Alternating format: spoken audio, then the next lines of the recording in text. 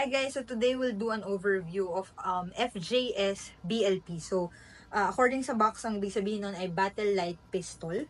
So, this unit also comes with a MOSFET. So, yung previous natin na Bohan, ang kaya niyang modes ay single, binary mode, burst or tatlo, tapos full auto.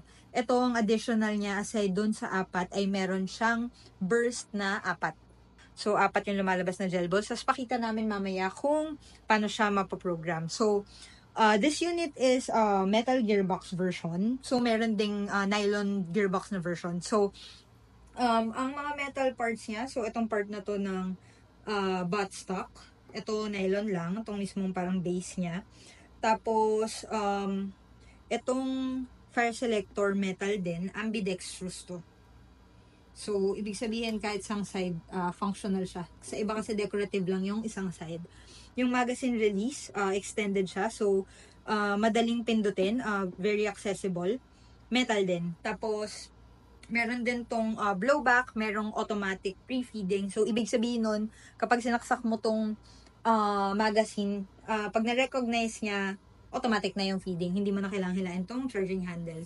So, charging handle is also metal. Itong part na to. Tapos, mabigat siya. Kunin natin yung exact saglit. So, yung weight niya guys is 2.2 kilos. So, itong buttstock niya guys, ano to? Tawag dito, arm brace to. Similar to sa dating nilabas ni Suge na AR-15. So, the way na dapat siyang ginagamit is pinapasok dito yung kamay. Try natin ha. Takot ako makulong yung kamay ko eh. Charot. So, ganyan siya. Sabi ni Google, hindi ko alam kung gaano katotoo, no? Ang purpose daw nito is para magkaroon ka ng support dito sa part na to para kung gagamitin mo siya one-handed, meron kang extrang, parang kumbaga may extrang kapit siya dahil naka-brace siya sa'yo. So, siguro syempre yung totoong barrel nito, may recoil talaga, malakas. So, yan yung purpose niya. Dapat nakapasok dito, ganyan siya gamitin. Supposedly. Pero dahil, ito naman ay gel blaster lang, hindi naman kailangan, kung trip mo lang. So, adjustable din yung buttstock natin. So, ito yung pinipindot para ma-adjust siya. Yan. Pag tinanggal nyo siya all the way, andito yung access sa ating battery compartment. So, ito siya. Iniikot lang to. Dito. Tamiya connector. Magazine compatibility, Gen 8 waffle type na mag compatible. Tapos ito yung original niya, syempre compatible. Tinry namin yung sa Sijun TTI, yung Janwick, hindi siya kasha. Masikip, so siguro baka kailangan pa ng modification. So sayang naman. Yung Sijun MCX hindi rin compatible.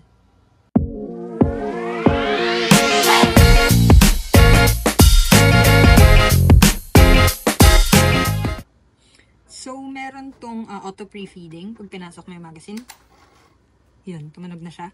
Tapos, ito yung fire selector niya. Medyo kakaiba siya than other blasters kasi meron siyang 45 degrees. Usually kasi ganito eh, diba? Per 90 degrees yung per mode.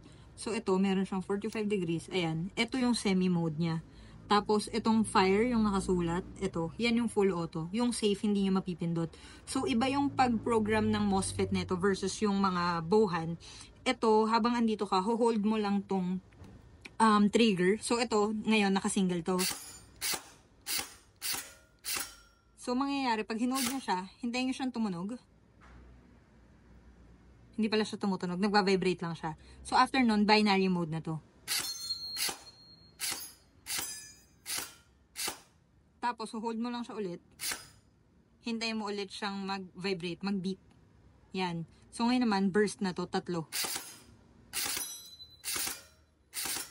Hold mo lang ulit, magiging apat naman. Yun, naubusan akong bala guys. Pero yan, apat na siya. Tapos, hold mo lang ulit, babalik na ulit to sa single. Fire test, full auto.